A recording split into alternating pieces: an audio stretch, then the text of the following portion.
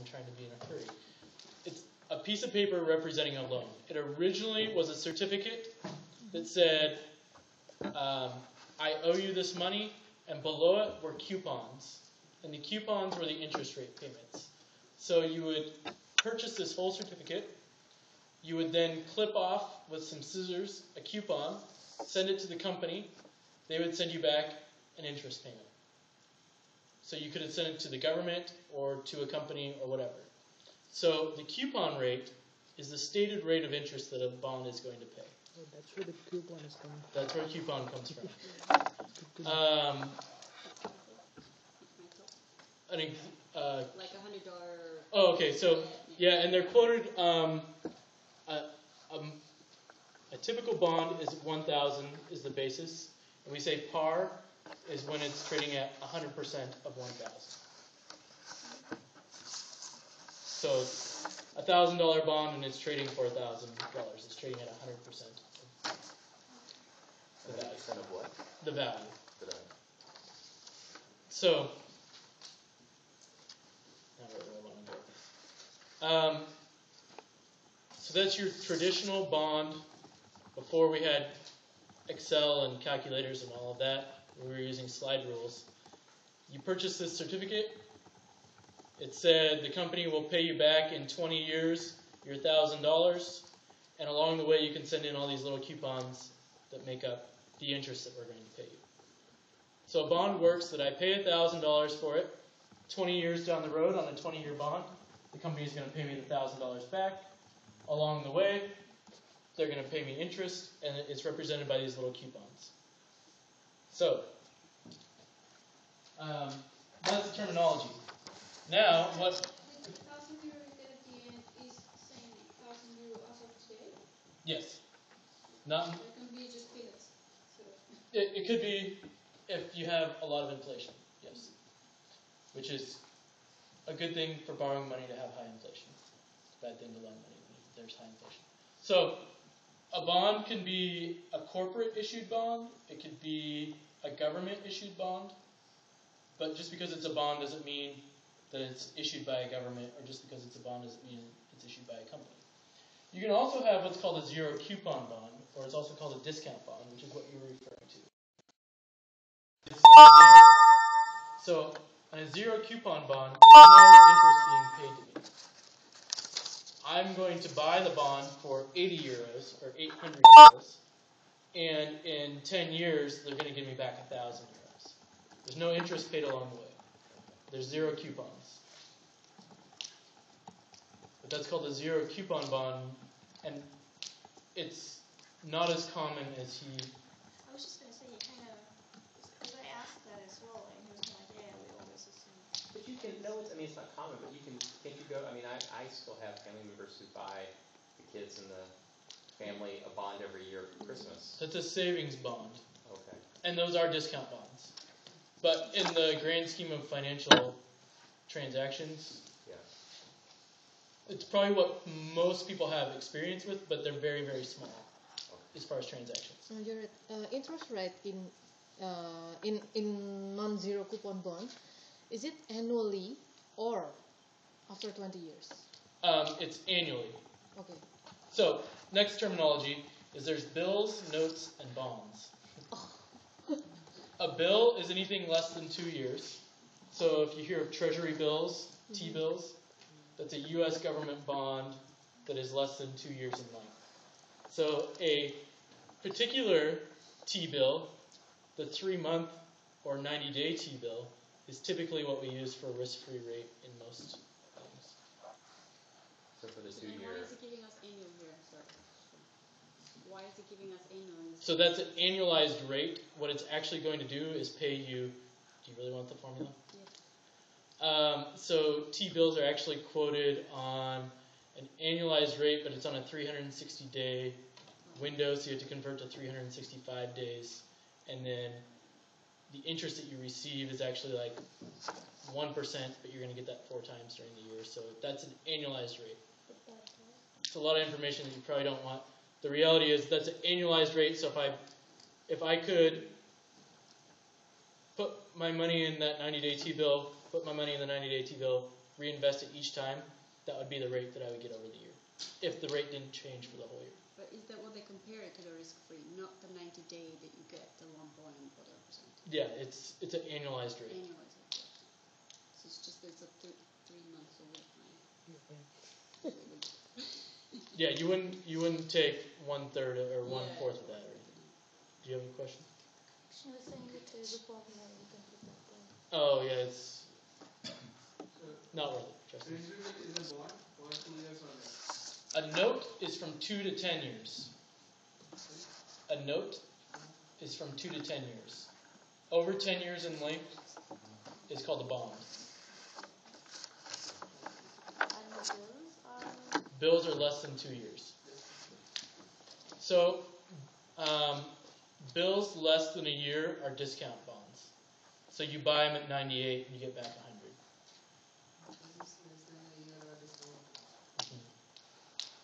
Bills less than 2 years or what? I'm not sure if they're pay interest or if they're discount. Oh, I don't know that answer. okay. But I know for less than a year they are discount bonds for sure. Is it safe to say that zero coupon bonds are discount rate bonds? Yeah, there. Okay. Same thing. Other thing, this is not for test purposes, but just for real world. If you're at a cocktail party, don't talk about continuously compounding interest when you refer to bonds. No, I don't know of any financial products that actually use continuously compounding interest. So, yes.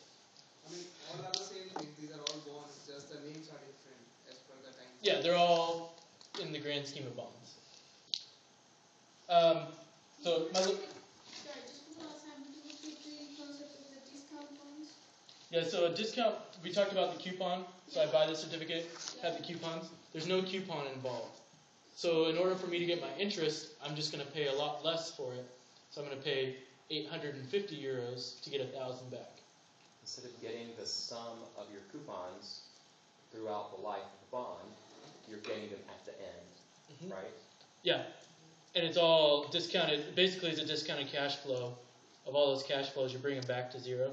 Okay. But are you better off buying, I mean, if you can buy either one, you're better off buying a coupon bond? Because It depends.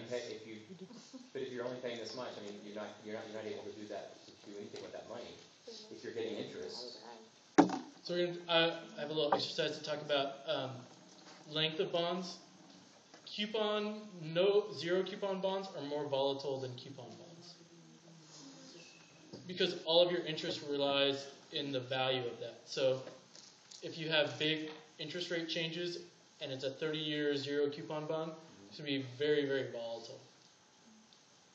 So I need 4 volunteers. Yeah. Come on. Come on.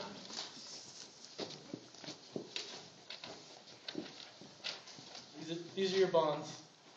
So hold them up so everybody sees. Okay. So in general, what would be worth the most money? Which one would you want to own the most? So would you give them each? Oh, no, they're normal bonds. 1% for 6 months, Suzanne.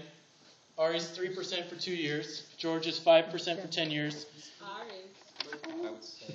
And Hina is 7% for 30 years. Interest rates are all annual. Interest rates are all annualized. Which one would you like to have the most?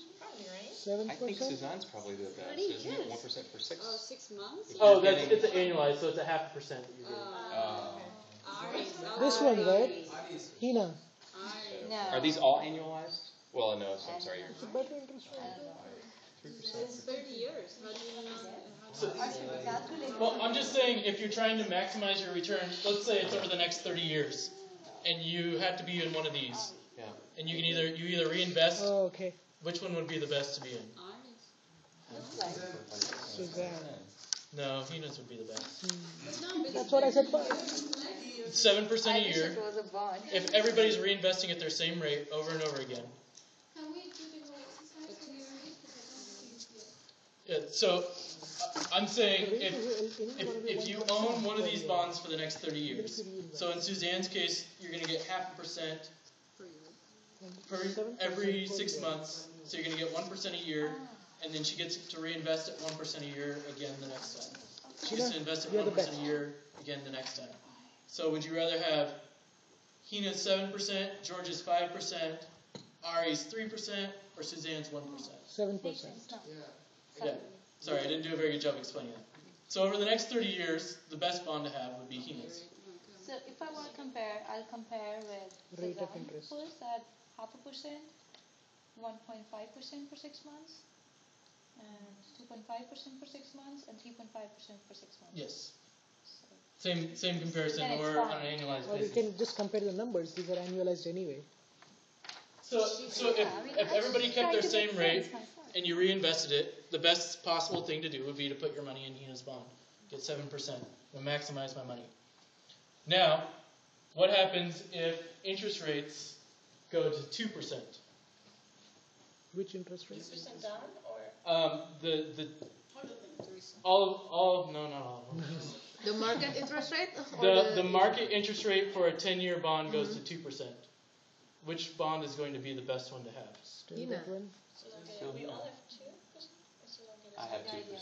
You have 2% now, and we use 2 Shoot, dollars. this is a very bad example. This is not very high. This is really confusing. Are you getting this? Are you getting this? This man took the CFA on Saturday. Yeah. I had this all planned out. And I was like, oh, this is a genius example. And this is that's really, give me these. Hey, come here, just for the camera. Come here. Yeah, Just for the camera. Just for the camera. thanks. Okay, let me start over with this. Okay, 5% for 10 years. This is my certificate. I paid $1,000 for it. I have 20 coupons because bonds pay twice a year. I have 20 coupons that say I get $25 per coupon. Clip those off and send them in. I have this. I paid $1,000 for it. Interest rates go to 8%. Do you want this? No. No. So what do I have to do to make you want this? Increase the par value, the face value, whatever you call it. So if this is worth the $1,000 plus the $25 twice a year, and when interest rates are 7, it's worth $1,000. When interest rates go to 8, what are you willing to pay for this? 11, 1,200 if you only get a higher. No, less than that. Yeah, so you can go out and buy a new bond that pays $40 twice a year. I'm only paying $25 twice a year. I didn't get a question. Can you repeat the question? Maybe just 3% that you're losing each year, you deduct from 1,000. Yeah, I can give you the formula if you really want. The concept is, if I'm paying 5%, new rates are 8%. Do you want this anymore? No. So if I want to sell it to you, I have to sell it for For less than less. you paid for it. Because my coupons don't change. My coupons are still attached. Yeah. They say that you get $25 every time I send one in. You can go buy a new one for $1,000 that says you get $40 every time you send one in. We both get $1,000 back at the end. You don't want this. So I have to discount this so that my coupons are each worth $40. So would you sell it to me? I mean, would somebody buy it for $700? I mean, That would probably be. I mean, is that because you're losing 3%? So just take 3% off your. It's a little more complex than that, but yeah, $800 is probably what I'd sell it for. Because at $800, you're going to only get the $25 every 6 months, but you're also going to get $200 more than what you paid for it at the end. So it's a little bit like buying a discount bond, and this is called trading at a discount. the calculations would work on the discounted cash flow, right? Yeah, so you're going to bring that back to time 0. Yeah. So keeping the coupon rate as 5%, you will discount the value of bond to a number that it will pay us more than that 8%. It's going to pay, Equal. both of them should equal. At least. Yeah, 8%. Both of them should, and you're going to pay a little bit, it's going to be 8% over the life. So you're going to discount that back because you're getting less money up front here, more money at the end. So you're going to discount that extra premium back. But yes, if I stuck both dollars in a bank account at 8%, they should both equal the same at the end. If I buy both of these bonds, they should both equal the same at the end. So whether I have this 5% bond or an 8% bond, whatever I pay for this, they should both equal the same amount of interest. And we call that the yield of the bond. And when we calculate, bonds have maturities, so this maturity is 10 years. Whatever the length of the bond, that's its maturity. So the yield to maturity would be the annualized rate that you're going to get from this bond over the life to maturity. So your bond is $1,000 right now. You're saying with a 5% interest for the 10 years, and your return is 50. Your overall return. Yeah, 50 per year, 25 per payment. So if I pay 1,000 for this, and the current rate is 5%, my yield to maturity is going to be 5%. There's another bond over here. There's two different interest rates we're talking about. We're talking about yield and coupon. So this coupon will never change, no matter what the rate is. The yield is going to adjust to whatever the current market yield is, because interest rates go up and down. So the current yield for this same bond being issued might be 8%. I'm going to have to pay or sell this for a lot less, or I'm going to want to buy it for a lot less, so that my yield is 8%. The coupon means something different. I'm still getting the coupon, that doesn't change. But at day zero, kind of, the yield is always equals the interest rate. That is only after time that it can differ. Is that correct? Yeah, it's assuming they're really good at getting these out at the right time and all that. Typically, they trade a little bit above or below, but in general, yes. So then you can also go the other way. If this is a 5% bond for 10 years and current rates are now 3%, do you want this? Yes. I don't want to sell it. What are you going to give me for it? You will increase the present value. Yeah.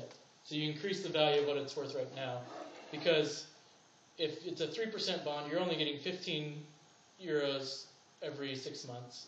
I'm paying you 25 euros every 6 months.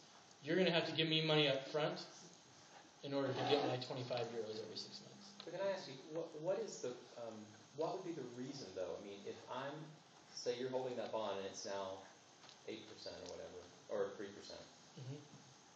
Obviously you don't want to sell it, but why do I want to buy it? I mean, because if I'm paying you that difference, in reality, am I not paying what I would pay? Am I just better off going and buying a new bond? So time value of money says that all of these should be equal. So you're going to pay me the exact amount as if this is equal to buying an 8% or a 3%. Okay. So they're all equal. Yeah. Now you might view this as worth even a little bit more when it's 3%, because this is 5%, you're getting a little bit more money as time goes on. Even though time value of money says I'm going to discount that back and you're not really getting anything extra, you might still view it as being worth it. But the reality is interest rates change so much and coupon rates don't change, so these will always trade at a premium or a discount. Why the coupons rate will generally not change? The coupon rate? Yeah. It goes back to before we could change those sorts of things. And this was a certificate with coupons on the bottom that said you got 25 euros. It's already printed. It's already printed. Those 25 euros were just like having cash in your pocket when the time came. Grandpa's time, they like big stuff.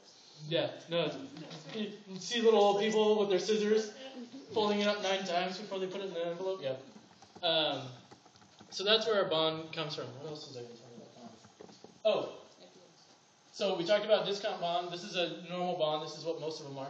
There's also a floating rate bond, and that is the value will always stay the same.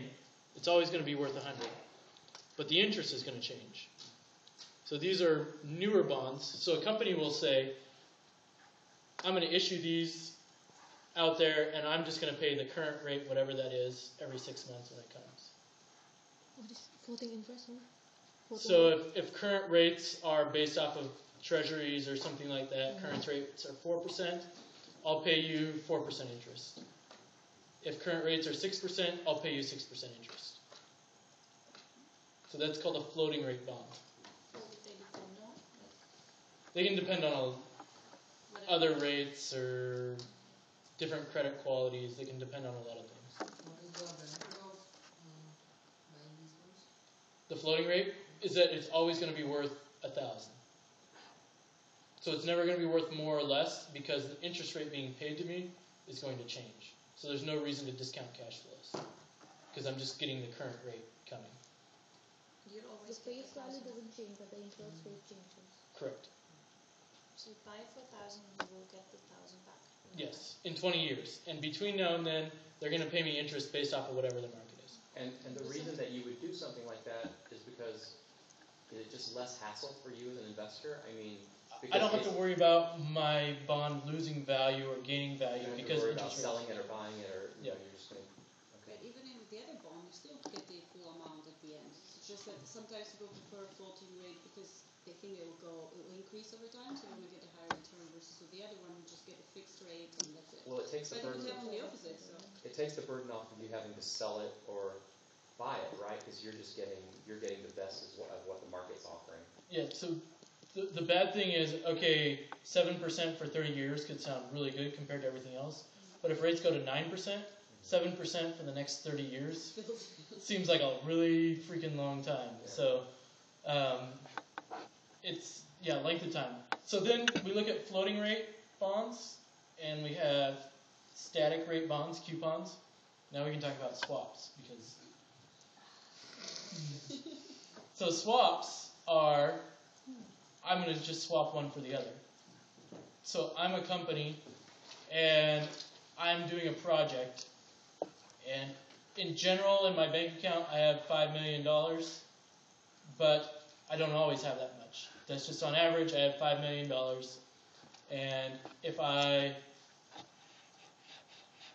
sometimes I'm paying money out on a project, sometimes I'm getting money in on a project, but I need to know in the next 2 years that I'm going to have a certain amount of money set aside, $5,100,000. When that money comes in will depend on what interest I'm getting because interest rates go up and down. So interest rate is going to float because I don't have a steady 5 million. Sometimes I have 2 million, sometimes I have 10 million. Well, if I invest all my money when I have 10 million and the rate's 1%, and I invest my 2 million when it's 10%, I'm not going to get a very good rate. So I'm going to say I'm willing to give up the possibility of having more interest to have steady interest. So for me to be able to do this project, I need to know that I'm going to get 3% of my money for the next year so that I have my 5 million whatever to do this project. So I'm going to go to you guys and say, let's swap. So you are going to give me a steady interest rate. I'm then going to pay you back a floating rate. So we're swapping our interest. We have the Other same way, right? face value. Yeah, it's Other ways. yeah. Same face value. I'm just saying I want a steady rate. You're saying you're willing to accept an adjustable rate. And the reality of these swaps is that no money really changes hands until there's a big disparity between. So that's where people get in trouble because we say we're going to swap rates on this $5 million. And if both rates are 3%, no money changes hands. 3%, no money changes hands. 3.1%, well, I pay you a little bit. 3.2%, I pay you a little bit. But you're paying fractions of pennies as opposed to paying out interest on $5 million all at once. But you're only paying out above what you really need. Is that the reason that you would do it? Yeah, you're paying out the difference The difference. between the floating You're and the still fixed. safe. You're still guaranteed your 5,100,000 or whatever. Mhm. You're just losing the opportunity to make Mhm. all that extra. Mm-hmm. But if the rates go down, then I benefit from having my steady rate. Does that make swaps Yes, that makes sense. a little bit easier? No? One thing we did to understand it. So basically, swaps come into play on interest when I want to be certain or I want risk. So me as a company, I want to say I'm willing to give up some of my interest in order to know that I'm going to get this certain amount. So current rate might be 3.3%, but I know that I need 3% over the next 2 years. So I'm willing to give up that 0.3% to know that I will always have 3%.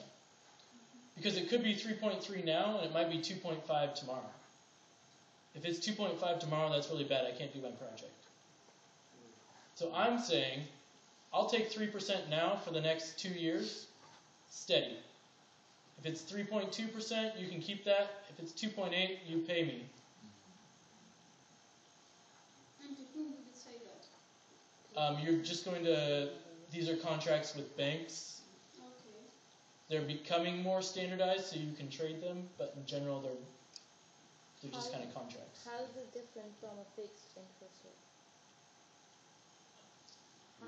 How the swap rate is different from? So if I could fix my rate, I would do that. But because of my cash flows or because of how my company works, I can't just go out and put $5 million in a 3% bond. I don't have my $5 million to go do that with. I know that in general over the next 5 years or next 2 years I'm going to have $5 million, but I don't have that to go put in a bond. I have to use some of that money from my company. No, I mean, if you're putting that, whatever, you're just getting into a contract for a swap rate, and in a way you're fixing the interest rate because you will receive on your money, right? Yeah. So is it any different from getting a fixed interest rate? No, so it's the same as me just going out and buying a bond for 2 years and getting 3%. It's the same thing. But some businesses don't have the flexibility to do that. Sometimes, because of how cash flows work and all that, I don't have the ability to just go out and invest my money for the next 2 years at 3%. So instead I'm going to swap. And I'm going to take a little bit less interest. If I want security, if I want stability, I'm going to take less interest. But I have that stability and that security. Somebody else might say, I want risk. I think interest is going way up. Yes, I'll pay you 3% on your $5 million because I think 6% is what I can get. And if that's the case, then I can make that 3% spread, and you're out of the money and I'm in the money. So is that rate, like 3% in this example, you negotiate with the bank what rate you're setting? Yeah. And it's based off of current rates and the volatility of those rates. Why wouldn't you just go buy a fixed rate 2 year, you know you need the money in 2 years, why wouldn't you just go buy a fixed rate bond to guarantee that? Because I might not have that $5 million to lock up over the next 2 years. I might need to use some of that. Maybe I float between 4.8 and 5.2 million or something like that. But I don't have that money to just go put aside. So this is mainly done maybe in businesses. It's done in businesses. It's also done with banks because banks have risk with interest. So if I'm a bank, I make money by loaning you $200,000 on your mortgage and then borrowing it from Suzanne from her savings account. So she puts it in, I pay her 0.5% interest on her savings account. I then loan it to you at 5%. So I have risk based off of the time frames and all of that. So banks swap between each other a lot. Is it the one called LIBOR? London Interbank Overnight Rate. Is it the one that you thought? There's lots of rates. So LIBOR was in between banks, right? that's bank swapping, but that's not swaps. Okay. Yeah, that's just one bank borrowing from another. Do swaps Is this different from money call transactions? from repos? Repos? Yeah, I don't want to get into that. 'Cause I don't I'm understand. just. Yeah, it's different from repos. Or it's different. Any other questions on swaps? Everybody feel good about that? The swaps are longer